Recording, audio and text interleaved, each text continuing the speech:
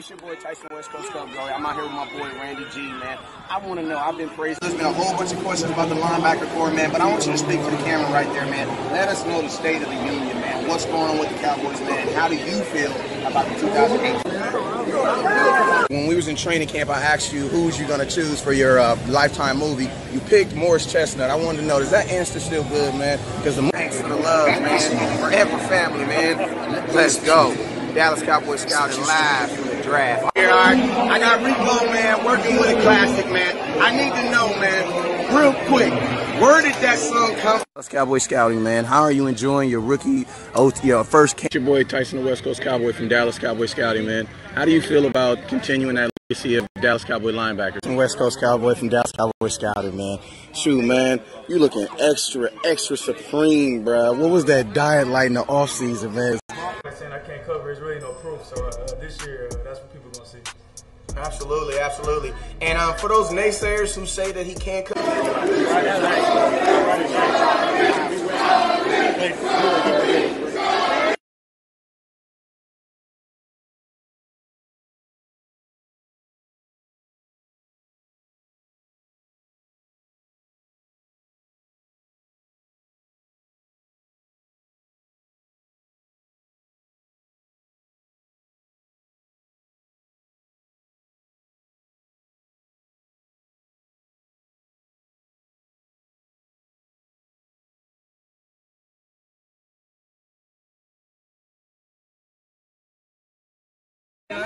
one word, what's the definition of leadership to you, brother?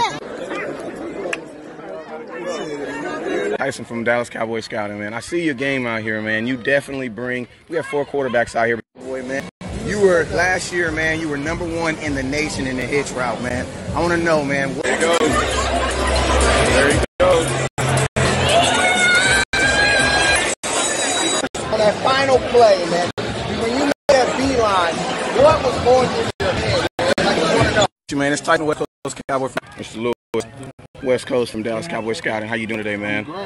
Man, what is your take on this rotation, man? This DB Nation, man. Cowboy from Dallas Cowboy scouting. I want to know because the fans want to know. This is one of the few times where the Dallas Cowboys. When they do your Lifetime movie, who you want them to use? Brad Pitt, Denzel Washington, or still Kevin Hart? Question: with the NFL opening up the rules on the dance, what the first INT to the house gonna look like? What? You can't. One of those in a good way. Man, what we gotta do to get you back in at #7 again? Never look down because the stars are up. How about those Cowboys?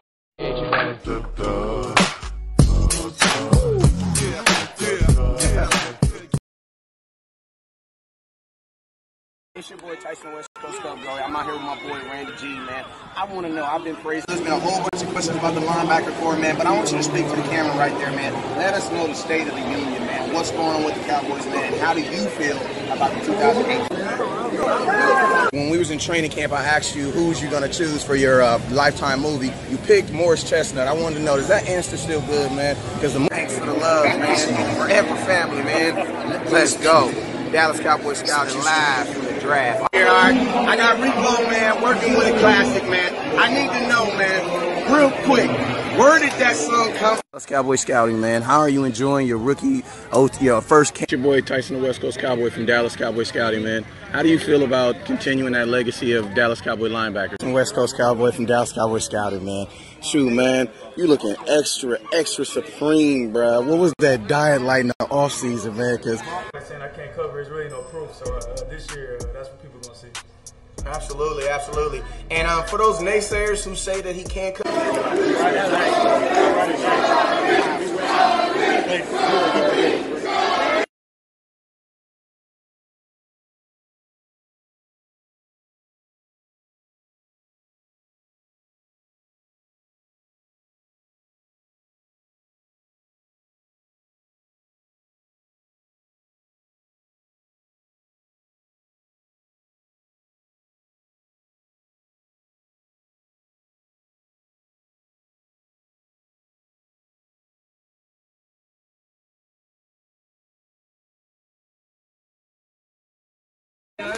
One word, what's the definition of leadership to you, brother?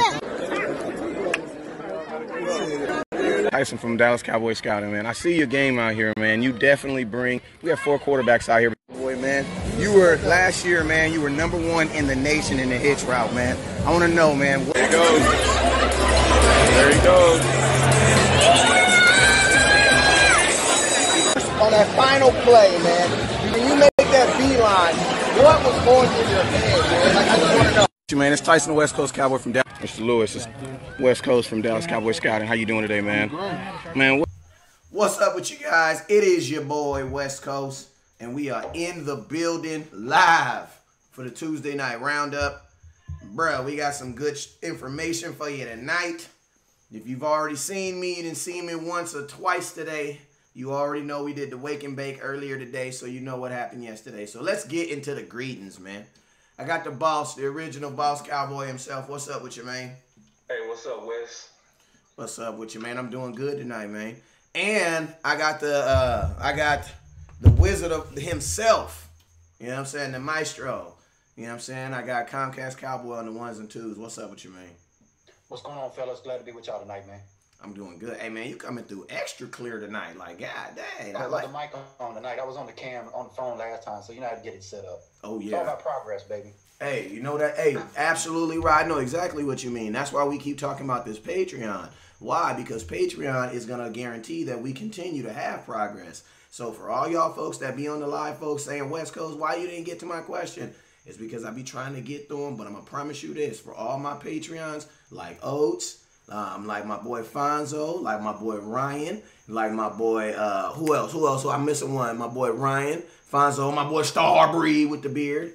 You know what I'm saying? All those folks, they always get their questions taken care of. Why? Because they looking after West Coast. So shout out to my Patreons and shout out to my future Patreons. Patreon.com, DC Scouted, man. And let's get this thing popping tonight, man. I already paid the bills for a little bit. At this point of the show, I turn it over to you, Maestro. Where we going, bro? All right, so, let's talk about the elephant in the room, but we're going to kick it off with some good news. We know what happened with the game last night, but since the Amari Cooper transaction, let's talk about a one-game recap on what you guys seen from an X's and O's standpoint, what you like, maybe disliked, and maybe the way ahead moving with Amari Cooper. Let's start off with Boss Cowboy. What's your thoughts on that? Well, if we can grade Amari Cooper by one game, he definitely looks worth it to me on a first-round pick, easily. You could clearly see, especially with them not having to rush in a 2-week period of off season, but he already came out as a leading receiver, and the explosiveness was obvious. You could see the separation. You could see that he was able to use that wheel pretty much wherever he wanted to, and you could see some pretty good chemistry between him and Dak, and they just getting started. So looking at his stats for the game, he had 5 receptions for 58 yards. And also looking at the fact that they didn't even have that many possessions to really do that in, because the Titans pretty much control the clock. So I like what I see with Cooper. I see them getting better and better and better, and I'm definitely happy so far and us taking that risk and going to get him for that first-round pick. Okay. Well, appreciate your insight on there. And just as a reminder for all the fans, if you're tuned in, we thank you. Be sure to share. As West Coast would always say, share, let West Coast know you care. I think I said that right, West Coast. So you guys get to share in, let everybody know that we're on live. If you have a question that's pertaining to the actual question that the panel is talking about here in the comment section, throw it in. We'll see if we can make it up there. We'll interject it into the conversation, so that way we can get some engagement from the fans here too as well. So just one last question for you, boss. In terms of his footwork, because I know a lot of people were commenting about his footwork, what I've seen online today and things. What was your take on his footwork, or maybe did I miss that when you covered? I'm sorry. Oh, man. If I didn't, I should have, because he looked explosive. He looked exactly like what we needed. And, you can see the yards after the catch, and that's going to get even better. They don't even, to me, have the time to really gel yet. So once they start really anticipating his routes, they go get a split second faster. It could be a split second more in separation. And you can see it. Like, I didn't see anybody that had a chance going against him one-on-one for the most part. And he's definitely somebody based on his footwork alone, and I also saw aggressive hands. That's what I want to see. He reminded me of Hopkins with his hands. And Hopkins, I would say, is one of the most violent with his hands receivers to me in the game. And you can see that in Cooper as well. So to me, as the season goes on, and especially with a good offseason with Cooper, man, it's good. To me, I think it's going to be a world of a difference. Okay. What about Tyson? I mean, West Coast. What do you think about his footwork? Let's start off with that to caveat what Boss Cowboy was saying, and then give me your thoughts about the one-game recap on what you saw about Amari Cooper. I think the pivot route is one of the most deadliest routes in the route tree.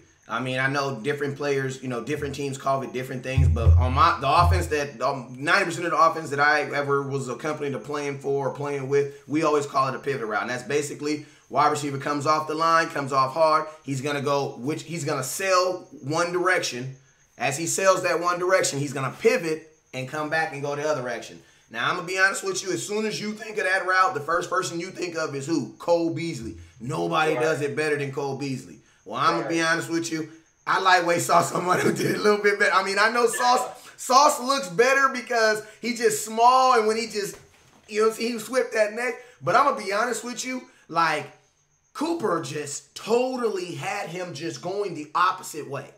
You know what I'm saying? Like, the footwork, like, he just sold it. And the thing I love about him is, it didn't take much of his body to do it. So if he needed to get up field real quick, he could have. And the thing I like about that is that takes that route from away from, because typically we only use that route typically in the end zone. But if he has that speed to get up field, you can use that route in the middle of the field and just let him get up field, especially if there's no back nose, no safety up top. You know what I'm saying? So I just think Amari Cooper, the biggest travesty that I think that we have Amari Cooper is that we didn't have him in training camp. I think if we have Amari Cooper in training camp, I don't think this is a 3-5 team. That's just my opinion. Absolutely. Like, I think that's the biggest travesty. Cowboy, before we got off. Yeah, man, it's just funny. I didn't talk to West Coast today, and I swear to God, I said the exact same thing talking to somebody else. I said that Cooper looked almost exactly like a Cole Beasley, but better. And that's hard to see. It's hard to see somebody with that type of separation. And, what we were sold in the offseason in terms of Dak friendly, I think we finally just got it. But it's what West Coast just said. If we had an offseason with this type of stuff, no way we 3-5. No way. We would at least been at worst 4-4. But I think we'd have been more 4-2. I mean, 6-2. I could see us being 6-2. I see us getting past Seattle. I see us winning the first game. And just being a totally different point. So we got some folks commenting in there. That's getting right into the next segue on. We're going to talk about. We'll get into that. I'm sorry, in the next section. But let's talk about Jerry Jones. Came out on the record today, I believe, and said that if what I was reading correctly, he came out and said they're guaranteeing Dak an extension, saying he is the franchise quarterback of the future. So this is a two-part question for both of you guys. Do you, A, believe that Jerry is telling the whole truth and he's just buying time? Or B, do you just think that, I mean, obviously I know how you guys think, but I'm asking it for the crowd. Get questions in here. So what is that? A, do you think Jerry's, where is Jerry going with this? And B, what's your honest assessment of that? Can I ask a poll question real quick? Yes. I want everybody to just stop for about 30 seconds, not 30 seconds, for about 3 seconds, right? And I'm going to ask you a question. Just clear your mind, right? When I ask you this question, has Jerry Jones ever lied to you? There you go. There you go. Like, there goes your answer right there. Jerry Jones is a businessman. I believe that Jerry Jones in his mind probably has no faith in his backups right now for whatever reason. He doesn't have any faith in his backup. And I think Jerry Jones is like a guy in a corner. So I think in his mind, the best thing that he could do is reaffirm Dak Prescott, because in Jerry's mind, Dak Prescott is not necessarily not playing well because of his ability. He's playing well because of other factors. And in Jerry's mind, he's thinking, well, if the only reason he's not playing good is because of other factors, then that shouldn't that shouldn't affect the way we pay him. But one thing I will say is this. I need to hear what Stephen Jones has to say about this first, because Stephen Jones was the one that said what he said about Dez Bryant. I know Jerry Jones said what Jerry Jones said about Darius Bryant, but Stephen Jones said what he said about Dez Bryant, and Dez Bryant is no longer on this team. You know what I'm saying? So my thoughts is this. I need to hear a reporter. I need David Hellman. I need my boy John McIndoe. I need one of them. I need Fish. I need one of them. These dudes who talk to Jerry every day. I need them to ask a flat out question like, yo, like, you know what I'm saying? Like, what's up, bro? Like, is that, you know what I'm saying? And get a realistic answer from him. I mean, and not Jerry, but to Steven, like, we need to ask him a straight up question like, how do you feel about your dad's comments? And then let him expound. And then once he says that, then I'll be able to be like, okay, both these dudes crazy. But right now, I just got one crazy dude. That no member of the media, especially in the DFW area, that's going to have access to any of the Joneses is going to ask any kind of question like that. We are wishfully thinking. I would like to think of what you're saying, and I get that point. But what's your thoughts on that, Boss Cowboy? What do you think about Jerry going out and saying Dak is the future and he's going to guarantee him an extension? Is he writing a check his tail can't cash, or is he buying time maybe for the inevitable down later in the season? What's your thoughts? I think Jerry's playing this from multiple angles, and the pattern that I think I always see with Jerry's the type that's going to always try to convey confidence in what he has until he pulls the trigger and maybe do something different. Yep. So it's just good psychology to try to make your, what you're saying is your franchise quarterback feel like his seat is comfortable, even if it's not comfortable. So it's almost impossible to really try to interpret exactly what Jerry is saying. But also I think it's a message being sent to his coaches as well. I think he's sending a silent message to his coaches and saying, hey, you know what? We going with this guy if it come between y'all and this guy. I just have a feeling about that. But it's almost impossible to really say what Jerry's doing. But I think mostly what he does, and even Steven, they're going to always try to show a face of confidence in whether it's the coaching, whether it's the players that's at question, or anything that's going to always try to project that. They're going to project confidence first. Okay. So because they have a brand, you got to remember also, like, they have what? How many more home games do they have? We have 8 more games left on the season, and we have at least 4 more home games. You got to sell them tickets. You know what I'm saying? Like, with that being said, let me throw this question to West Coast. We got a comment there in the comment section from Joseph Leatham, if I'm saying that right. Looks like he's a new fan here. He says he's sold on the fact that Jerry is done with the coaching staff, but knows nothing good can come from a mid-season cleaning of house. Now, I know you've spoken on this before, Tyson, or West Coast. I'm sorry. Let me hear your thoughts on that, because I know where you stand. But for the people, if you haven't already so eloquently made that clear, would you share your thoughts on that? On as far as the coaching staff, I mean, on a mid-season mix-up. I don't think Jerry Jones will do that. Like, I don't think Jerry Jones is from the old school. When you fire your coach, your head coach mid-season, that means you're basically packing it in for next season. Right. Jerry Jones is, despite everybody say about Jerry Jones, that he's a fighter, and he's gonna keep on doing as much as he can all the way up to week 17 to try to get him in a position to get us in the playoffs. Because, like I said earlier on one of my feeds, Jerry Jones is your typical billionaire, man. Like, he's already conquered the console of having a lot of money. Now he's trying to conquer something that can't be bought, and that's the opinions of people's mind. And to be honest with you, Jerry Jones wants to win his way, and winning his way is probably more important. It's not as important as raising, and it's not as important as winning a Super Bowl, because they're both equally important. But it's like my daughter and my son. Like, I love them equally, but guess what? They both can do different things, and I can be like, that's my favorite right now. All my parents know what's up. But yeah, man, it's like you just go in and out. So I mean, that's kind of my thought on it, man. So is it safe to say that we all kind of feel like Jerry's just, he's not going to come out and say Dak is not the guy, obviously, but he's just going to continue to ride this because, like a situation that happened previously with a wide receiver that didn't pan out well. And I know we were discussing this in the group earlier, and I think one of the scouts in there had brought that up. I think it was Alfonso, if I remember correctly, saying that, well, Jerry deals with the media a little bit differently than Steven does, but and I totally understand that, and I respect that. However, I know that Steven's got the ways he wants to do things, but Jerry still got to sign the checks at the end of the day. So if it don't get past Jerry, you know what I'm saying? So I think as he go through those levels, you got to think as it gets down to even just the coach with Jason Garrett. Come on, man. That's right. So did you have anything you wanted to add to that, boss, as we got off that and got on to the next one? Yeah, just real quick. It's a small window that we can still win this division, too.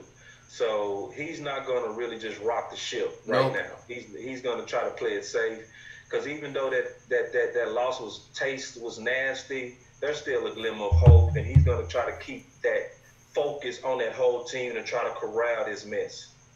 Exactly, and that, to be honest with you, I mean, it may not be a leadership version that you prefer, but in a form, right. it's still leadership. You know what I'm saying? Yeah, the Titanic is sinking, but it's not sinking right now. So until it does sink, continue to serve the alcohol. That's basically what you know what I'm saying. Keep the party going. Great segue to the next question, and I appreciate y'all's input on that. And we got a little bit more time. I wanted to get this in there, so because I knew this was going to chew up a lot of time. But let's talk about, you say the Titanic and keep the alcohol being served. And well, speaking of the driver of that Titanic right now, that's Jason Garrett and the head coach. I mean, we know Jerry drives the whole organization, but in terms of coaching and making the on-field football plays with the X's and O's and that type of stuff, are coaching changes now? Do we need to make them? I know we just talked about Jerry wasn't going to say that midfield or do that mid-season, but do you think your own professional or personal opinion about coaching, aside from what the football gods say? I'm saying as a Cowboy fan now to kind of feed the fans here so we can get some questions up, but as a fan, take away the X's and O's, but just from that standpoint, how do you feel about the coaches and moving forward?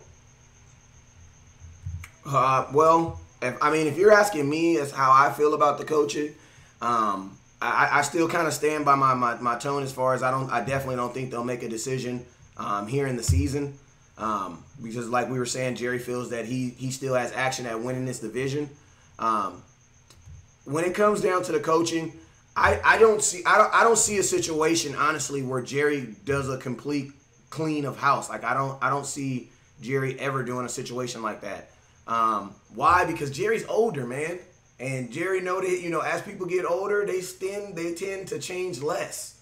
You know what I'm saying? So I think that he will appease some of us next year by getting rid of either Jason Garrett or the offensive coordinator. But I don't see both. I don't see both of those parts being not in Dallas, especially if Dak Prescott is still here. So that's I got you. So I'm trying to go through the comment section here. Let me toss that to you, Boss Cowboy. What's your thoughts as a fan, aside from what we just talked about on the previous question, but in terms of the coaches right now moving forward? I think the coaching right now is the low-hanging fruit for any kind of termination. Way before Dak, way before anything else. And if I had to rank it, I would say Scott first. I think Scott was even laid up in the offseason that if this whole experiment of receiver by committee and so many of the ideas like Kellen Moore that he had a lot of impact on, if it went wrong and his direct influence went opposite of what could go wrong, then he would be the first to go. And it's already kind of laying up that way to me. Mm-hmm. And it's a big drum beat that's going around the nation. If you listen to any kind of sports talk radio, any kind of national media about Dallas Cowboys, everybody's pointing to right now Jason Garrett and Scott Linehan, and specifically play calling. And I know Jerry doesn't want his brand in a light like that, And so even sometimes if it's true or not true, sometimes you got to go for the brand's sake so that you can reset everybody, reset hope. Because if people don't have hope, you're not buying hats, you're not buying tickets, you're not buying jerseys, you're not buying anything Cowboy related, because you say you're trying to sell me a dream, and I don't buy dreams, I buy results. It's good that you bring that point up, and let me just toss this to West Coast here. You're talking about selling a dream. A lot of the discussion that happened in the Official America's Team group today was over 12,000 Raven fans, so you can come in there, you can say what's on your mind. We just don't attack each other. It's a great group. Right. None of that fake fan bashing and all that. We like to air it out. We like to call our team and hold them accountable like it is. But to say selling a promise, some of the talk that I've seen in there today was that Jerry has mastered the art of selling us fans hope, and he's content with that. What's your thoughts on that, West Coast? If you believe it, that means you're not doing your job and staying on top of football. Because, it's like you can sell me a lie all you want, but I still have the choice of believing it. You know what I'm saying? Like, you could sell me whatever, but I still have to make the conscious decision to believe it. But guess what? If I'm doing my due diligence, if I'm following West Coast in training camp, If I'm looking at the videos, if I got my all 22 subscriptions, then guess what? Jerry Jones can't tell you nothing else. You know what I'm saying? Jerry Jones can't come in and be like, oh, we think that this is what Dak Prescott. He can say whatever it is. Why? Because at the end of the day, he's the guy that writes the check, but it's not going to be substantiated by facts. You know what I'm saying? I think the only reason it's kind of crazy right now because Dak is in a twofold situation where if he was playing really good, it would be easy to give him a contract. But guess what? On the other end, if he plays really bad, it's easy to give him a contract too. So it's almost like the Cowboys is like, if you look at from Jerry Jones' perspective, he's like, well, god dang, like, we don't have a first-round draft pick next year. And to be honest with you, think of this, right? I just want to go on a small bunny trail. Small, I promise. Why would Dak, I mean, if Dak, in an instance, Jerry Jones wants Dak Prescott to not necessarily to exceed. Why? Because you want to pay him. Like, you don't want to, if you got to pay Dak what he's worth in anything, that's starting at $26 million a year. You know what I'm saying? Jerry Jones doesn't want to do that from a fourth-round draft pick. That's why he was all in on Dak Prescott in the first place. Think about this, Barry. Because you posted a video on your timeline, and I'm not calling you out. I just want to add this to the discussion about Jerry Jones. That video that says we need a gosh darn quarterback, but I think it was something else, and it was a very fast clip. So I'm going to toss this to Boss Cowboy. A, did you see it? And B, I know it was a very, very small sample size, but adding to this conversation here, let's play devil's advocate. I mean, we all know everything's supposed to not go against the grain, but what if, in fact, we're just buying time with that, and that's how he really feels? You know what I'm saying? Go back to the video. Did you A, see it? And what's good point, Cowboy? Well, to me, the fact that we gave away our first-round draft pick, that takes quarterback out the picture to me. Pretty much. For next year. So the only way that we would even try to do anything, and would we even risk it with this young team to try to start over? You know, I say next year, absolutely not. I think it's already Dak is going to be our quarterback at least for the next 2 years. Now, how he finishes is going to determine if he gets a contract or if he gets franchise tag. Because by 2020, that's when the quarterback draft is expected to be at a premium, and we'll have a first rounder again to where we can go hunting if we feel like we need to. And I felt like what Joseph said was so. I was just kind of reading through the comments, and he said Joseph Leatham said he felt like Jason Garrett lost the team because we still on the subject of coaching, and I think. I felt so bad Monday, and I've been a fan for years. I'm not going to insult anybody that said I've been a fan longer than most, but I never felt like that yesterday because what I saw didn't resemble Cowboy fight. It didn't because even when we lose, even during the 4-12 years, or in 2015, I saw a lot of games where we fought to the end. And I did see quit. I think Joseph, and that's what's going around. It's an eerie feeling to watch us not fight, to watch somebody go on our star, dance on it, and we just kind of like all of us was like, whoa, no. Now, if anything we do here is fight, and to see that, and I started sensing that about 2 weeks ago. I said we finna lose a team, but I don't think Jerry was really saying we need a quarterback. If anything, he was just frustrated to hell. Even at Dak at that moment, because that was the moment when Dak kind of scattered around and just kind of threw it, and it went out. So let's just say, for anybody out there that says that Dak Prescott, that Jerry Jones sat in his big old nice comfortable suite, watched Dak throw an irregular pass, and then the first thing that came to his mouth was, "I need a new coach," and not the person that was just throwing the ball. That's you know what I'm saying. That's kind of even if he didn't mean it. Even like the cool thing about being an adult is you can say something and not mean it. Like that's okay. Yeah. Like so, I definitely can see he mean it. But can I ask a question to the panel? Like, why are we automatically under the assumption that Dak's just gonna sign an extension? Like, why won't Dak Prescott? Because I'm gonna be honest with you, the ball is really in Dak Prescott's corner right now. Because you have your owner of your team telling out loud saying that we're gonna extend you. So that lets me know that I'm gonna get paid. So now Dak doesn't even have to fight to get paid because he knows he's getting paid. Now he needs to just talk about dollars. Now think about this. We have in the fold Cooper Rush, we have Mike White, and we have no first-round draft pick. You know what? If I'm Dak Prescott, you know what I say?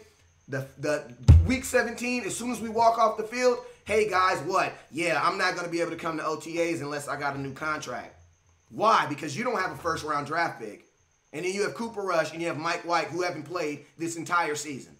So do you guys just want to burn this entire season? Why do we just feel that if Dak Prescott's going to be this American boy after we crucify him day and day and day and day? I know I'm one of them. I'm probably the reason that he's not going to take a team-friendly deal. You know what I'm saying? But yeah, why do we have the assumption that this kid from a fourth-round draft pick who probably already thinks he accomplished something in the NFL, why? Because he probably wasn't even supposed to be playing right now. But he's starting for 4 years. I started for you for 4 years, and now you want to give me a cheap deal. Why do we have the assumption that Dak Prescott's just going to take the extension? He know he's getting lawballed. I'll tell you why. I'll give you my thoughts on it very quickly, and I'm glad that you brought that question up. I think the Dez situation is going to be similar. I think they're just going to play Dak down to the wire.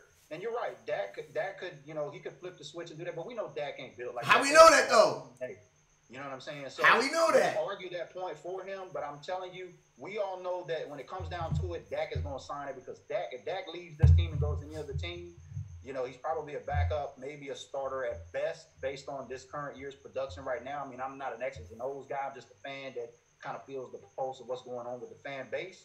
But we know that Dak is not going to draw the line like that. We know that Dak is going to play the part because he's seen what happened with Dez and that loyalty and that whole Garrett guy thing that nobody's talking about anymore. That right. So exactly. So Barry. So with miraculously retired. Yeah. What's your thoughts on that, Boss Cowboy? I think Dak is going to play it like an ultimate professional. I think the blueprint on how to get your money was set out by Odell Beckham, which put on the face of the team guy, go to all your OTAs, which really what you do at that point is you run out the clock on free agency. You see what I'm saying? So once we already, and all the quarterbacks have been signed, Bridgewater somewhere else, and all this competition is somewhere else, that's when you can pull away. You see what I'm saying? But because that's the smartest play to do it. Let all the other free agents go somewhere else, all your competition, because we know you're not going to have a draft. Then you pretty much have Jerry and Steven by the balls, and that's when you can kind of hold out and play hardball. But until then, because he's playing for $600,000 now, he's getting hit and slammed. Bro, that's what I'm saying. Why would he take a deal? He's already this is what people don't understand. Why would Dak take a team-friendly deal? He's like Dez Bryant in the locker room telling you, I've already taken a deal. Like, I'm already on a friendly deal. I've been your starting quarterback for 4 years for $2 million. His best bet is to play it slow. Do it exactly how they did Dez. Remember how they was doing Dez? We on vacation right now. We're going to get around to that. Yeah, that's exactly how I would do it. But you know what? But what happens, but the cool thing about it is everybody got to remember, it's not going to be Dak that's going to be making this decision. It's going to be his agent. And your agent does not think about what's the best play for the Cowboys. Your agent is going to think about, one, what's the best play for you, and then also what's the best play for the next quarterback that he signs on his agent roster. He's not going to be one known as a quarterbacks. And then my question is this: why does Dak Prescott want to play on he's only going to make $600,000 next year. Why would he play on a $600,000 contract? He's not doing it. He's not doing it. There's no way in heck you already know how I feel about Dak. And even I would tell you, you don't do that. Why? Because, bro, if you get hurt, you officially don't have a job and you're done. And to be honest with you, a starting quarterback playing on a 1-year deal worth $600,000, that's saying something within itself. That's saying, that's like your girlfriend telling you, I trust you, but I just need to know your password, and I want you to go ahead and put this low jack in your pocket when you go off. But there's some teams that make sense for him too. The Jags. The Jags make a lot of sense for that, you know? Well, I mean, that's what we have these discussions here, because I've seen it both ways throughout the fan base today. Everybody's like, just fire the whole coaching staff and fire. Well, mainly the thing was get rid of Jerry Jones too, but we know that can't happen. So, I mean, we know that Jerry Jones is going to do the things. I think somebody talked about this in the group chat earlier, Tyson, that Jerry Jones is so set on making people believe his perception of state of mind or what it is he's trying to accomplish. Like, that's his challenge, and he's going to lose everything at all costs to show you that his way of thinking is right. And I think that's what you're trying to say. So as we wrap that up, let's go ahead and let's get it. There's not really a lot of questions coming from the comment section, but if you guys have a question, we're going to talk about the offensive line now. Let's get that up. I want to throw this to Boss Cowboy. The offensive line play, what did you think about it last game? Good, bad, and the ugly. The ugly is, and pretty much consistent ugly, is Collins. Collins is the worst trending right now. You can even call it a regression. And, so he played good his last 8, so what's going on? Is it confidence? Is it a mental gap? Is it just plain old discipline? Is it technique? I don't know. But he's definitely regressing right now. And it raised the question and makes me sometimes hope that we go ahead and let this ship on sail on down to the Titanic bottom. Keep serving drinks while the Titanic. I know, that's Jerry. Like, hey man, keep serving them drinks. What you mean, bro? Right, and the reason being is because I want to see some experimentation eventually. I'm so tired of the Cowboys believing and having this doctrine that you have to stay in one position at offensive line for the rest of your life in order to get good. Sometimes you don't fit, and there are many teams that moved their linemen around until they got it right. The Texans literally did it 6 times this year. The Saints did it last year they did it 4 times. They moved people around 4 times. We're really just asking for possibly one move. Williams is hurt now. Chaz Green after about 4 times last year. we should have moved Chaz soon at the Atlanta game. I always said we should have made an example out of him. That to me, that's one that I promise you Jimmy Johnson would have went in and fired with that type of play. But that's another subject. But I think we should make a move. I would like us to move Collins back to guard, and let's go ahead and take our swing tackle and put him at right tackle. I think we need to kind of play with that right now. That's something that I would really want to see, because at this, especially with the opportunity, I wouldn't call it an opportunity, but Williams is reports that he's hurt, that he hurt his knee. I was just about to say that. You want to expand on that? I was just gonna say that he got his knee scoped. That's what the reports were, that he got his knee scoped. Now, that doesn't necessarily mean he don't play, because you got to remember, Randy Gregory got his knee scoped last week. Well, he got his knee scoped 2 weeks ago. And did he play? Did Randy play? No. There you go. See how that point went?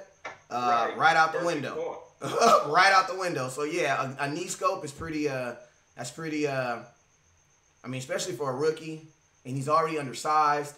You need your leg. You kind of need your legs, your knees for leverage. Yeah, like maybe that's the reason why, he's been kind of like with Fredericks. Like, we all thought Fredericks was just sucking out there until we found out he had the glutes. You know what I'm saying? And he was sick. You know what I'm saying? And then we kind of like, you know what I'm saying? Right. Yeah. Yeah, well, he's sick. You know what I'm saying? So, I'm very curious to see how long this has been hurting him. And, he's a rookie. You 2nd round pick. That means you gonna have him 4 years. Offensive line, you draft a guy in the 2nd round, you expect to have this guy 10 years. Let's we brought in a swing for a reason. Let's play him, man. Let's put him out there. And then, but I'm definitely on board with moving him though. Yeah, Boss was talking about Collins earlier, and they had a replay last night that showed Zeke doing the chip on his block on the way out. Do you remember that specific play, either of you? If you do, I want to ask you, because somebody says in here that Collins, we can't move him back to right guard, I think. Where's that comment at? I'll get that. Why can't we? But secondly, was that a mess up on Zeke's play, or was that a mess up on Collins' play in terms of him coming out the chip and throwing Collins off, which led to an eventual sack? It looked like Collins to me. But I can't say for sure. But the body language of it, the fact that he had help, helped his right, and he got dipped underneath, which you never should allow, because that's the fastest path to the quarterback. It looked like Collins to me. I can't say what the design is to be sure, but it looked like Collins to me. But one thing we can blame Collins on is also discipline. That's something that, regardless of if that play was his fault or not, it's one thing we're seeing too consistent with him, holding calls, and just, he keeps us behind the chain. False start. We playing behind the chains too much with him. And with our style of offense, especially bringing in Cooper and trying to get a rhythm and all of that, we needed clean football. The second half was about who was going to play clean football. And you know who won? The Titans. They did. They played cleaner football. And they was able to continue to move those chains and convert those third downs because they wasn't way behind the chains. It's easy to get a 3rd and 8 and 3rd and 9, but we kept putting ourselves in 3rd and 15, 3rd and 13, and you know, and that game we talked about this I think last week when we did a kind of like looking forward to this game, that we had a similar style of offense and it was gonna come down to who played the cleaner football and executed, and they just did. So yeah, it's just Collins. I don't. Somebody said they can't move in the left guard. I don't see why not. Why? What you mean? Because what you mean? It's America. I can't find that comment back there. It's America, boy. That's America. Did y'all vote? Shoot, what the heck you mean? You don't like somebody, you go vote him in and vote him right out. Right. I mean, and teams are doing that. It's literally a Cowboy fan and Cowboy front office philosophy.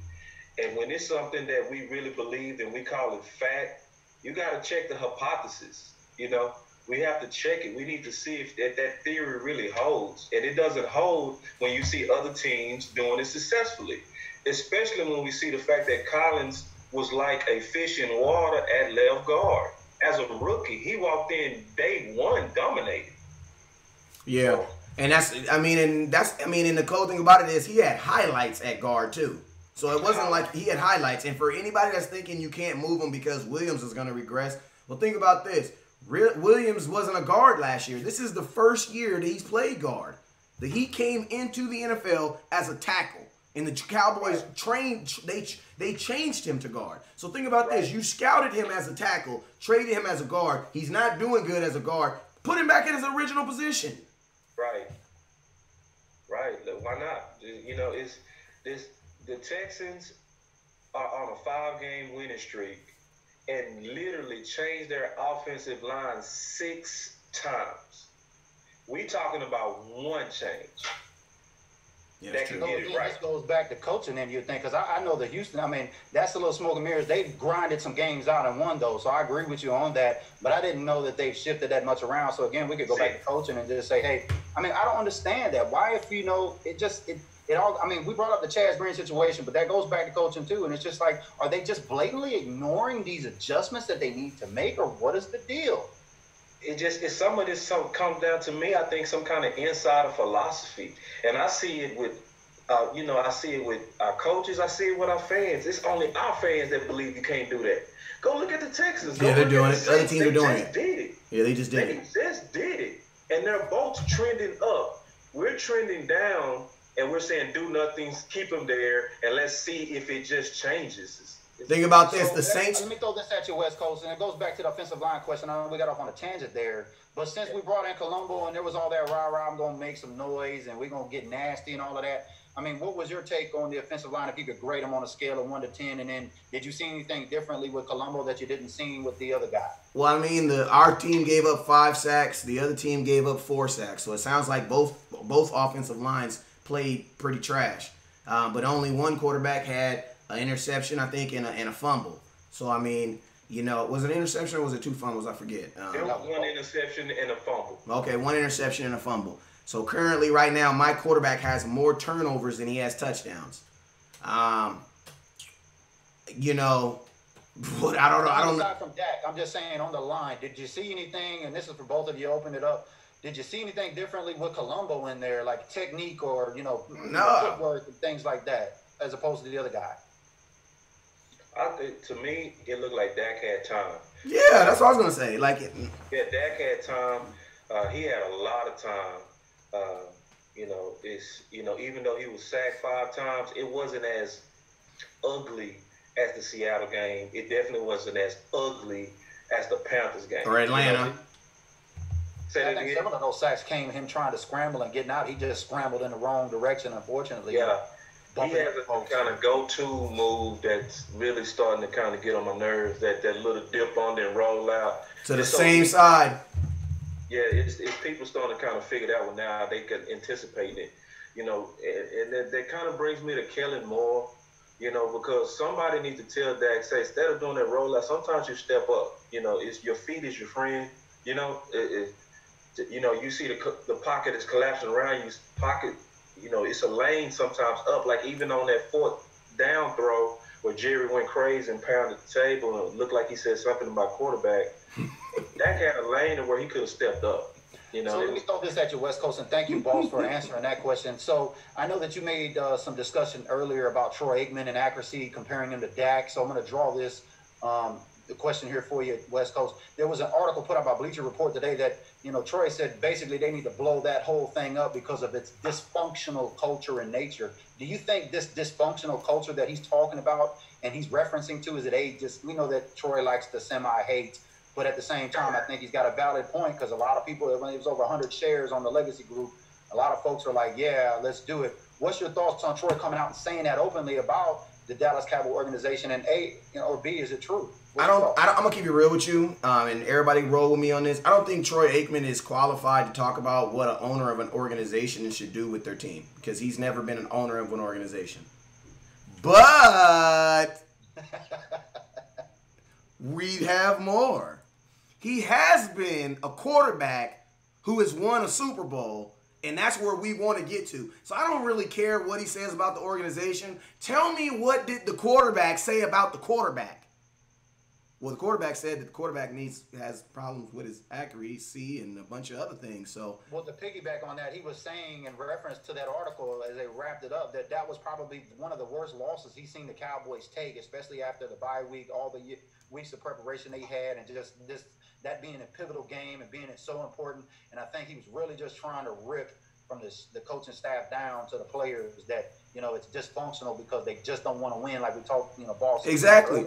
But the point I was trying to make is people are making a bigger deal out of him saying something about the organization. But you guys said we shouldn't listen to Troy Aikman when he said 3 weeks ago that Dak Prescott has problems with his accuracy. So it's like you can't have them both.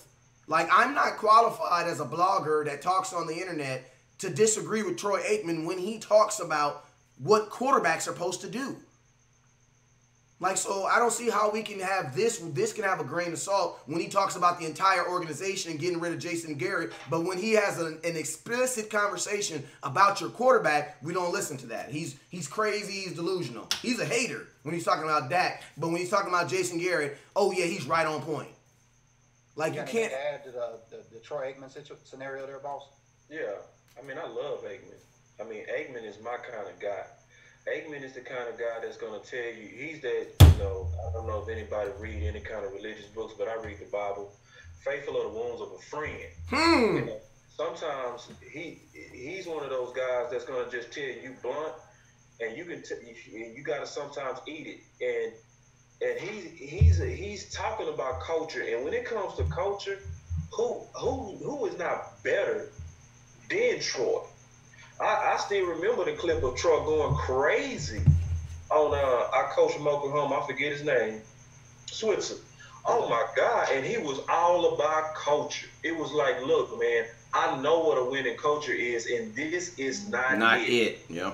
This is not it. And so when he's looking at us from being in that war room and being on that battlefield and having all of those leaders around him, because he was just one of many, and knowing what fight is, and you look at the product that was on the field, my man Aikman don't hold his tongue. So whether you agree or not, you better always respect when Aikman speaks, because he's a friend to the organization. He's just candid. You know, and some people can't handle candidacy, and I love it. It's like, look, if you say it, my friend, I'm at least gonna evaluate it, because I know you speak from your heart and you speak what you see, and you don't sugarcoat it. That's my type of friend. So yeah, I stand with Aikman. But hey, but what about those? Can I ask you a question? I stand with Aikman on Dak, and what he said on Dak, that came from a bad game. Yeah, he said that after a bad game. And he just spoke his mind, because he also said that he feel like Dak is an excellent franchise quarterback. So he says both, but he says both based on what he sees. Exactly. So he saw with Dak franchise potential and franchise execution, and he called it what he saw. He saw Dak make bad throws, and he said you need to be more accurate. Right. That's what he is. Well, that pretty much wraps up the questions that we have for the panel tonight. So we got about 5 minutes or so less, and I know Tyson wants to wrap up with some scout stuff there. And also, I just like to just interject here really quick to pay the bills. So for the Patreon, I know Tyson was talking about as we opened it up for the West Coast. You want to support West Coast in order for this show to grow. I am a big supporter. I'm at the highest level with Official America's team. We got on board my admin team and our group there to help support Tyson and his movement here at DC Scouting. We also support Koya Media. We also support Mark Holmes, just giving those guys a shout out. That's from the Official America's team. So, with strength in numbers, and as we push this stuff together, it can happen. Let's help each other out, and I think strength in numbers is going to get it done. Tyson, the show's back over to you. I appreciate you allowing us to give us this opportunity. Well, shoot, man. I've been talking all day, so y'all already know a lot of my opinions and thoughts on it. But I'm gonna tell y'all like this, man. This is gonna be one of those weeks where we don't really even have time to even think about. Like, I'm gonna tell y'all right now, I'm actually about to do my official push into Philadelphia tomorrow because our season didn't officially end yesterday, but it can officially end on Sunday. So I almost feel like this loss was so bad that I'm just gonna flush it after I get off this right here, and I'm about to go all in on Philadelphia because they were already a good team, and now they have a guy named Golden Tate, who we just played. We just played him. You know what I'm saying? They have a guy named Golden Tate who they added, and it's going to take all our might, man. We have to literally do something on Sunday that we have not done all year, and that is win on the road. So it's going to be a week of first, and they're going to need all of our scouting ability. So this game is in the trash for me, man. It is what it is, man. It's on to Philadelphia. Boss, you got anything before we wrap up and get out of here? Yeah, I think we're still trending in the right directions, even though it's negative, because everything that's happening that's negative right now is making us have real introspection that we need. Even the fact that Dez just was signed to the Saints, so I'm not sure if he was signed, but it looked like that's going to happen. I hope he does well. I hope he kills it. Because that's going to be something else that we have to look at ourselves. Because when we have to really take a real good look at ourselves, that's going to only make us fall forward. So even though I swear I hated this loss, it tastes so nasty, but we still going in the right direction. It don't matter how you look at it. Whether we win or we lose, we have to look at ourselves. The 2 steps forward, 1 step back we talked about earlier, right, boss? Amen. 2 steps forward, 1 step back. All right, good deal. Well, we had the time for the night. Unless you got anything else you want to add, West Coast, we appreciate everybody tuning in. As we go through these next weekly shows, we'll have this once every Tuesday. Right now, it's scheduled at 7 p.m. West Coast time. That's 10 p.m. East Coast time, and I believe 9 p.m. Central Standard Time. So, West Coast, the floor is yours. Hey, man, you already know what it is, man. It is your boy, West Coast, man. I appreciate y'all for tuning in. Hey, you already know, man. Never look down because the stars are up. Peace. Peace.